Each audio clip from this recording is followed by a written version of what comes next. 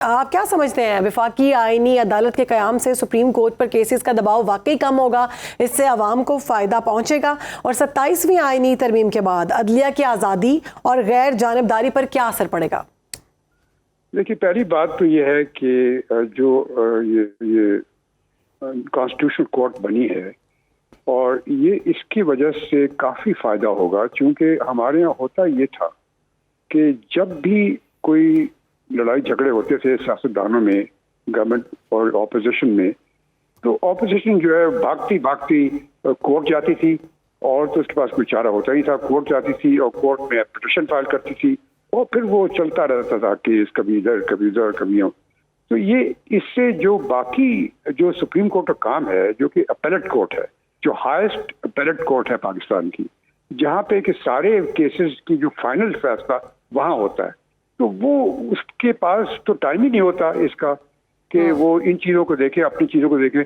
वो भी इसी चक्कर में लगी रहती है कि कॉन्स्टिट्यूशन में ये खराबी है, वो खराबी है, ऐसी खराबी, और वो सब सियासतदान जो है अपने जो एडवांटेज लेने के लिए करते थे। तो ये जो कॉन्स्टिट्यूशन कोर्ट उन्होंने ली है, बनाई है, मेरे ख्याल में ये तो एक बड़ा अच्छा स्टेप है।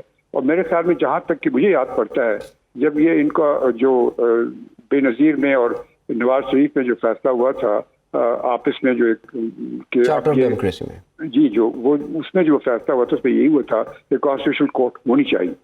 तो अब ये हो गई कॉन्स्टिट्यूशनल कोर्ट, तो इसमें कोई मुज़ायका नहीं है मेरे ख्याल में। इसमें क्यों लोग परेशान हो रहे हैं, लेकिन सिर्फ ये बात है कि उसको किस तरीके से हैंडल करना है। क्या कॉन्स्टिट्यूशनल कोर्ट सबऑर्डिनेट होगी सुप्रीम कोर्ट की, या क्या वो एग्जैक्टली उसी स्टेज पे होगी जिसमें सुप्रीम कोर्ट है? अभी तक ये चीज़ क्लियर नहीं हुई कि ये क्या होगा। तो अगर तो एक ही कोर्ट रहेगी सुप्रीम कोर्ट और उसके अंडर ये काम करेगी, जैसे पहले था कि जब ये कॉन्स्टिट्यूशनल बेंच थी तो उसमें तो यही था, लेकिन अब उन्होंने एक कॉन्स्टिट्यूशनल कोर्ट अलग से बना दी है। अब उसके क्या वजह थी? शाइख साहब, आप तो कह रहे हैं कि ये बड़ी अच्छी बात है और इसके अच्छे नतायज जो सामने आएंगे, लेकिन एतराज़ात भी अदालतों की तरफ से ही आ रहे हैं। कल हमने देखा कि जस्टिस मंसूर अली शाह और जस्टिस अतर मिनुल्लाह के जो इस्तीफ़े जो हैं वो सामने आए। ना सिर्फ इस्तीफ़े सामने आए बल्कि एक पूरी चार्जशीट भी सामने आई। अब जस्टिस मंसूर ने तो यहाँ तक कह दिया कि वो तमाम जजेस जो कि आईनी अदालत में शामिल होंगे उन पर अफसोस ही किया जा सकता है। तो उनकी इस बात से तो अब ये पूरा प्रोसेस, इसको कंट्रोवर्शियल करने की भरपूर कोशिश भी की गई है।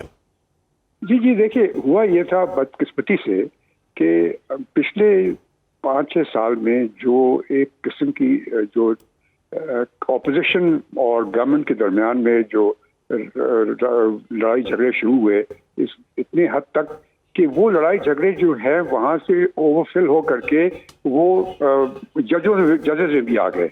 अब हमने ये देखा, जो मैंने देखा था कि कुछ जजेस जो हैं वो एक पार्टी के हक में, कुछ जजेस जो हैं दूसरी पार्टी के हक में। तो ये चीज़ हो गई जो कि एक बड़ी नुकसानदेह और बुरी चीज़ थी। तो ये चीज़ हो गई। अब उसकी वजह से आप देख रहे हैं कि जजेस के अंदर अफरा तफरी है और कोई कुछ कहता है, कोई कुछ कहता है। पहले जैसा नहीं है जहाँ पे जजेस कभी कोई अपने बयान नहीं देते थे। तो अब इस एटमॉस्फेयर में तो ये तो होना है जो हुआ है। और ये जो इन्होंने जो 2 हज़रात इनके नाम लिए हैं, इनके मुतालिक बातें होती रहती थी कि ये फलां के फेवर में है, फलां के फेवर में है। और ख़ास तौर से जब से ये तहरीक इंसाफ आई, तो अब सबसे पहले बहुत दिनों के बाद, इनफैक्ट कभी भी नहीं पाकिस्तान में, ये जो कल्ट ऑफ पर्सनैलिटी जो डेवलप हुई, जिसमें कि जो डिवोशन एक इंडिविजुअल के लिए बजाय एक उनके अदारे के लिए है, तो ये एक ऐसी चीज़ है जिसमें कि लोग जो हैं अपने ख्यालात के उनके चेंज होते रहते हैं और वो एक के हक में रहते हैं, दूसरे के हक में नहीं रहते। तो इस चीज़ की वजह से ये सब प्रॉब्लम्स हो रहे हैं। और जो इन 2 हज़रात ने रिज़ाइन किया, मेरे ख्याल में बड़ा अच्छा फैसला किया है। अगर आप समझते हैं कि आप इस अदारे में नहीं रह सकते, जो नया अदारा बना जाता है, तो आप यकीनन रिजाइन करके चले जाएं, लेकिन क्रिटिसाइज नहीं करना चाहिए। लेकिन उनकी जानिब से जो गुफ्तगू की गई कि जब मैंने हलफ लिया था तो ये वो सारे मामलात नहीं हैं जो मुझसे हलफ में थे, और अब ये सारी चीज़ें जो हो रही हैं ये अदलिया के ख़िलाफ़ है, कानून के ख़िलाफ़ है, इस तरह की बातें करना आप क्या समझते हैं? साबिका और दूसरा तजर्बात की अगर हम बात करें तो उनकी रोशनी में आईनी तरमीम अदालती निज़ाम में क्या कामयाब साबित हुई है?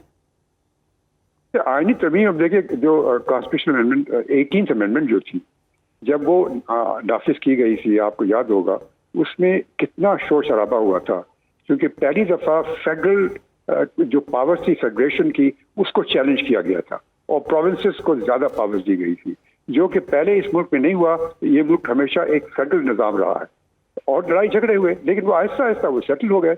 अब वो सेटल हो गया तो ये हर एक चीज़, हर निज़ाम में चेंजेस जब आते हैं तो उसमें लोग नाराज़ भी होते हैं, खुश भी होते हैं, तो लेकिन वो बाद में सेटल हो जाते हैं और उसके लिहाज से काम करना चाहिए। यहाँ तक कि जजेस का काम है, जजेस का काम है जो आइन है उसको इन्फोर्स करना, बजाय इसके कि उस आइन को क्रिटिसाइज करें और कहें कि जी आपको इस किस्म का आइन बनाना ही नहीं चाहिए था। ये उनका काम नहीं।